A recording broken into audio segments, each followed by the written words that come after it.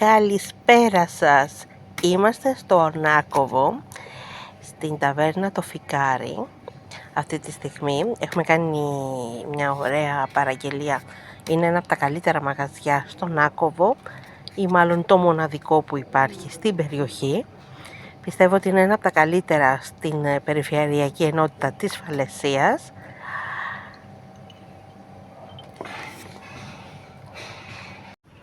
Λοιπόν, ήρθε και το φαγητό, κοιτάτε μερίδα, μια χαρά.